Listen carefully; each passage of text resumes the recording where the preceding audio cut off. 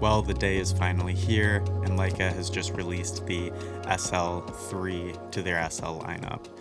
Super exciting. We've been waiting for this for quite a while. The rumors have been off the charts, but here is a look at that camera and my first impressions of the release of the Leica SL3. Full disclosure, Leica did not send this camera with me. They didn't share any information with me about this camera, and I'm learning about it at the same time as you are. So I'm going to be renting the camera, testing it out. But I kind of want to talk about the elephant in the room, which is the new power button.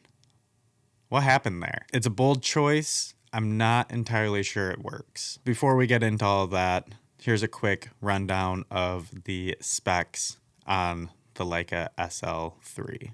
BSI sensor with triple definition technology, 18, 36, and 60 megapixels. ISO range from 50 to 100,000. Hybrid autofocus system, so phase detect and contrast and object detection. Mastro 4 processor, metal housing with the IP54 certification. High resolution tilt touchscreen. 5.76 million dot OLED viewfinder. A CF Express Type B and SD UHS 2 storage card.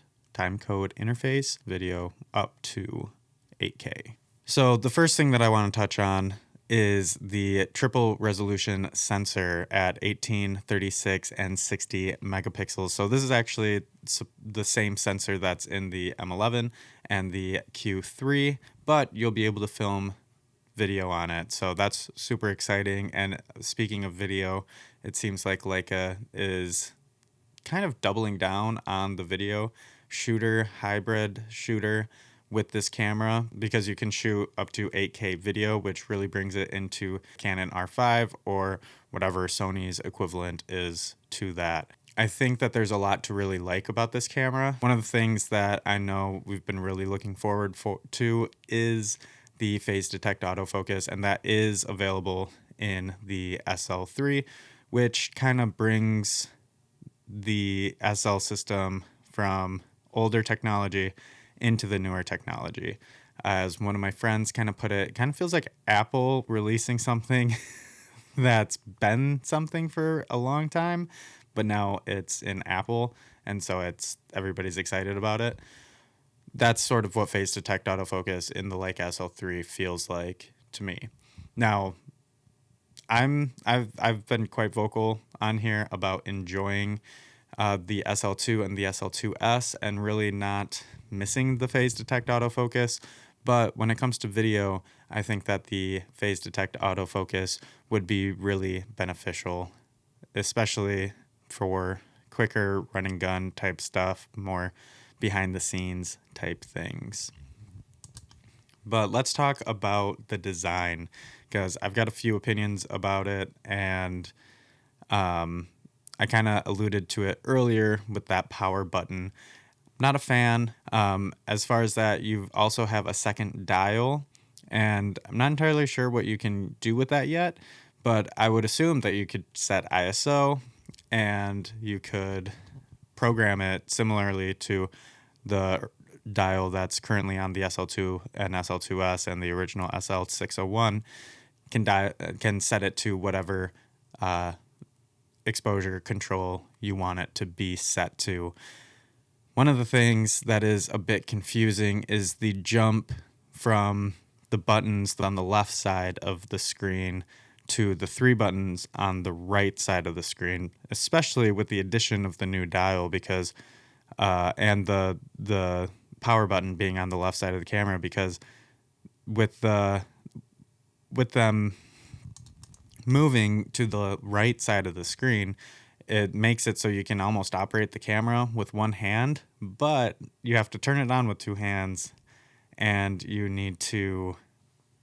can adjust the dial with a second hand. It kind of doesn't make sense to me to move it from not fully move it as being a one-handed operatable camera.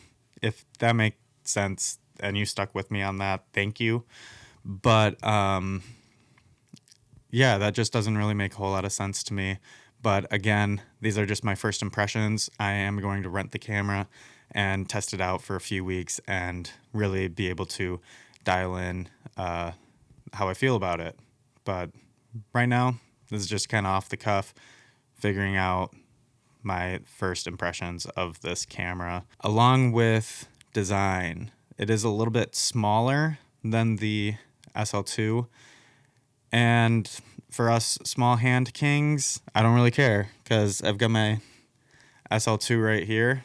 And like, I already had a little bit of space to spare. That's just me holding the camera. I'm sure that the SL3 is perfectly adequate for my hands, but small hand king, what can I say?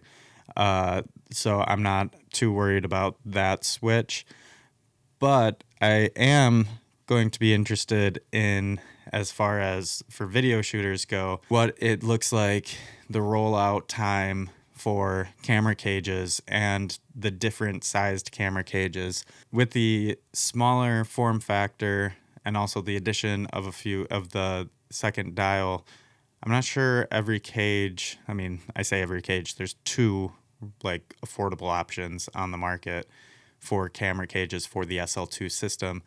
But I'll be interested to see how that translates if your Condor Blue cage can fit on it. I really don't think the 8-sin cage will fit on the SL3, but we'll see.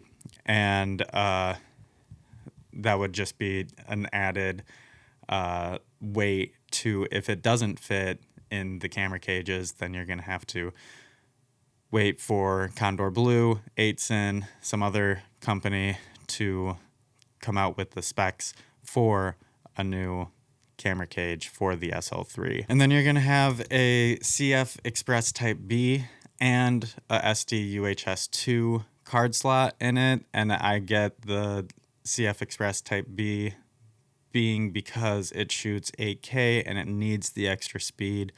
But man, I do not like splitting up cards, having two different cards. One of the things that I love about the SL2 system is that it takes two UHS Type 2 cards. So you're getting the same thing no matter what. You don't have to think about, oh, do I have this card in or that card?